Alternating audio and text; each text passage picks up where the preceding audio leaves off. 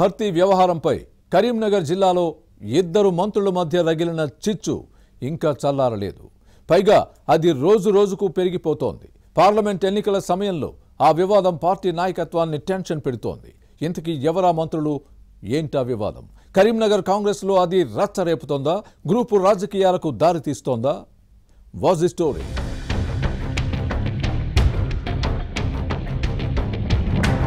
Parliament ఎన్నికల సమయంలో కరీంనగర్ కాంగ్రెస్ లో విభేదాలు ముదురుతున్నాయి. నామినేటెడ్ పదవుల భర్తీతో రగిలిన చిచ్చు ఇంకా చల్లారకపోగా మరింత భగ్గుమంటోంది.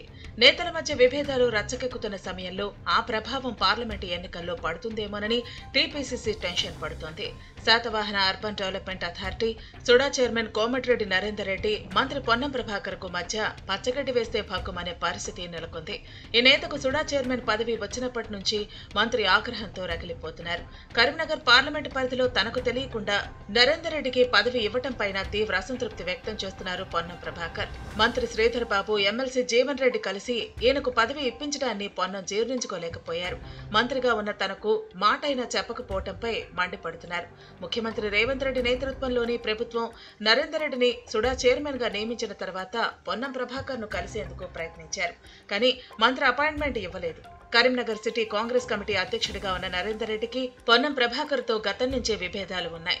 అయితే కరీంనగర్ లోక్సభ ఇన్ఛార్జిగా ఉన్న ఈ మంత్రికి కాకుండా జీవన్ రెడ్డి, శ్రీధర్ బాబుకు నరేందర్ రెడ్డి ఎక్కువ ప్రాధాన్యత ఇవ్వటం పొన్నం తట్టుకోలేకపోయారు. తమ మంత్రిని ఇబ్బంది పెట్టడానికి ఈ ఇద్దరు నేతలు ప్రయత్నించారని పొన్నం అనుచరులు ప్రచారం చేస్తున్నారు.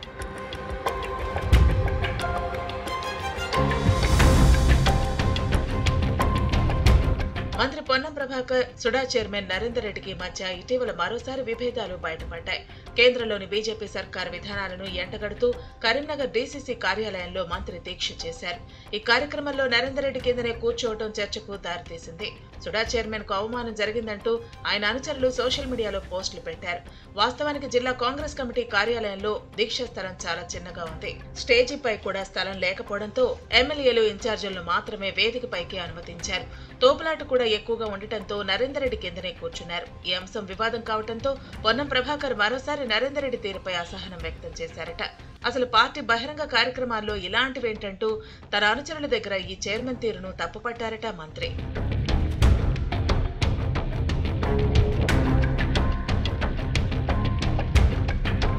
కరీంనగర్ పార్లమెంటు సన్నాహక సమావేశాల కార్యక్రమాల్లోనూ నరేందర్ రెడ్డి పాల్గొనటం లేదు. దీంతో ఈ నేత కరీంనగర్ ను వదిలేశారనే టాక్ నడుస్తోంది. శ్రీధర్ బాబు ఇన్ఛార్జిగా ఉన్న పెద్దపల్లి పార్లమెంటు స్థానంలో లేదా జీవన్ రెడ్డి పోటీ చేస్తున్న నిజామాబాద్ లోక్సభ నియోజకవర్గ మీటింగుల్లో పాల్గొంటున్నారు. సొంత పార్లమెంటు స్థానం సమావేశాలకు గైర్హాజరవడం చర్చనీయాంశంగా మారింది. కరీంనగర్ సిటీ కాంగ్రెస్ కమిటీ అధ్యక్షుడిగా ఇంటింటికి వెళ్లి 6 గ్యారంటీలను ప్రచారం చేయాలని నరేందర్ రెడ్డి నిర్ణయించారు. పొన్నం ప్రభాకర్ నుంచి పిలుపు వచ్చినా రాకపోయినా ప్రచారం చేస్తానని కొత్త కార్యాచరణ ప్రకటించారు. ఈ ఇద్దరు నేతల మధ్య ప్రారంభమైన వివాదం చినికి గాలివాన చందంగా మారుతోందనే టాక్ నడుస్తోంది.